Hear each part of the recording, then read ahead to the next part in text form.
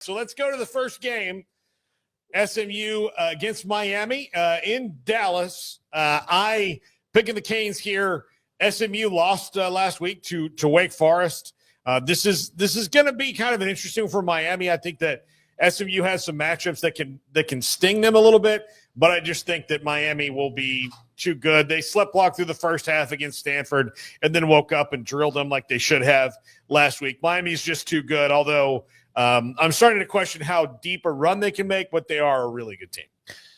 Yes, they are, and they've been fun to watch. I'm sticking with your pick in Miami, and I think with Kevin Jennings clearly not all the way healthy, SMU's offense just doesn't look explosive like you kind of were anticipating coming into this year. They've dealt with turnovers and injury and things of that nature that's really kept them from being a team we've talked about really at all this season. I mean, they're just sort of there, but very interesting that last week was their first ACC regular season loss, which is, I guess, a small sample size, but not really. We're almost 2 full seasons in, and I think most people would have predicted they would have taken more than one regular season loss a year and a half into this whole experiment. So good for them. But yeah, I mean, Wake Forest is a solid team, but SMU not following up that playoff run like you expected. I think Miami has clearly been a better team when I've seen both this year, so I'm going with the Canes. I take Miami.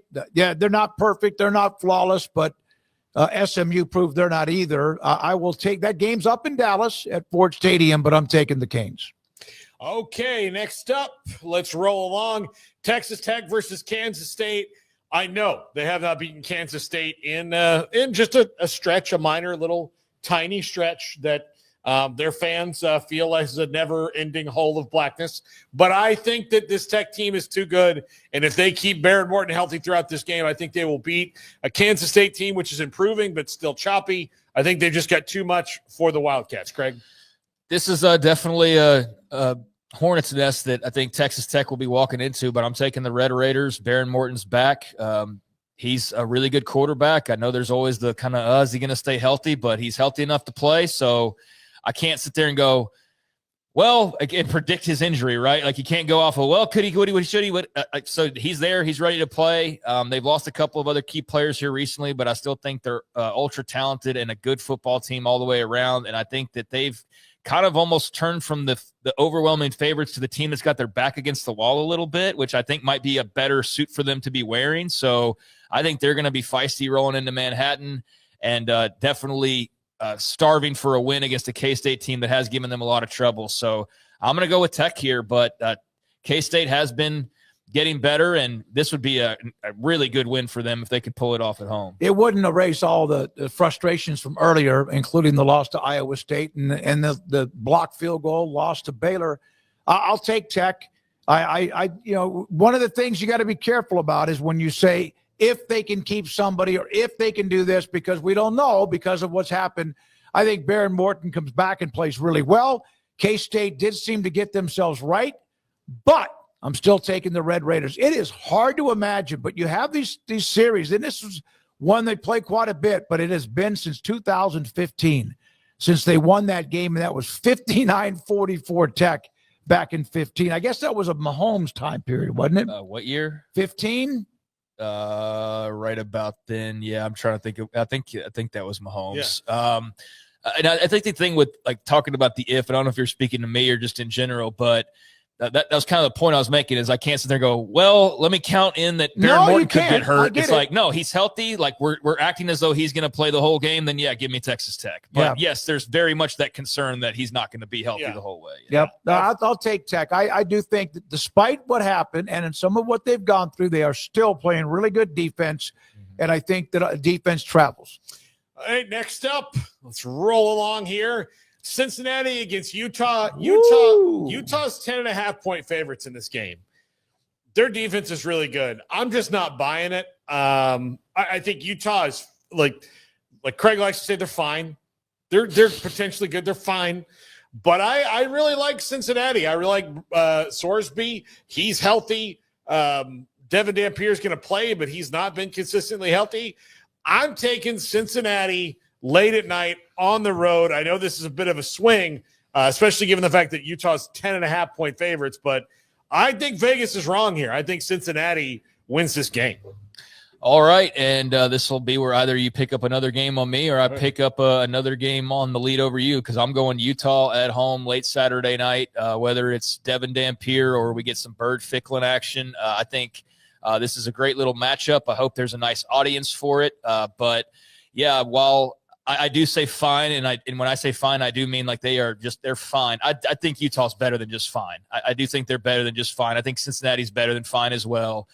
But Utah at home, yes, we've already seen them lose there to Texas Tech, but was in a very competitive game. And I'm just really intrigued by how Cincinnati rolls in there and how they look, because I think it's going to be a really big sign of actually who they kind of are, right? Of how they perform in this kind of a setting with this kind of a spotlight. So I think they'll embrace it and be ready for it. I know Sorsby's a gamer, but yeah, give me Utah at home. I think Dampier coming back slightly upgrades my opinion even more. But I think even if Bird Ficklin was starting, I think I would still go with Utah here. All right. That Tech game with Utah, it seemed like it was kind of there. And then all of a sudden at Utah, man, that was a bad day for them, and Tech made it that way. Do you realize that Kansas State has won the turnover battle as they've gotten healthy as far as back on track? We're not on Kansas State right now. That's what I meant. Yeah. I'm taking Utah. Thank you, Smokey. Where's that little bozo clown thing that comes out? I wanted to get back to Kansas State. We talked about. Okay, you want to make the point you were making then? Utah, yes.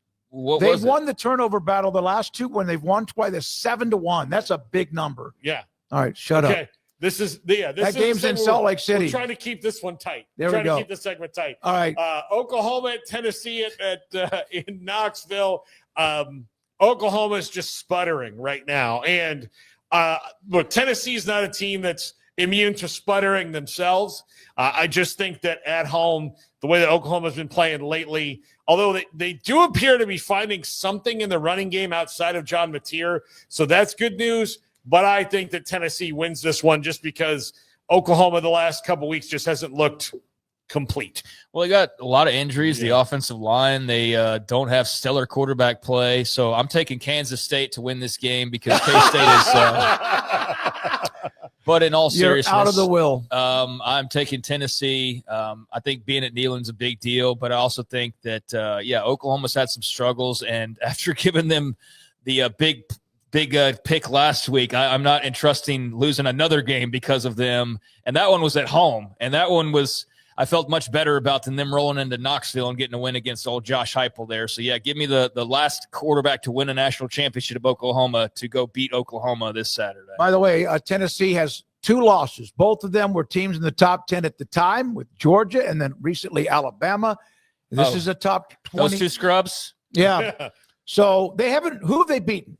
Syracuse, East Tennessee State, UAB, Mississippi State. Okay.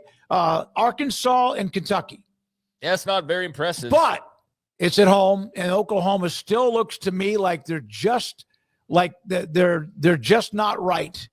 And their defense will allow this game to stay pretty close, but I like the way Aguilar's playing the game, and I'll take the Vols. All righty then.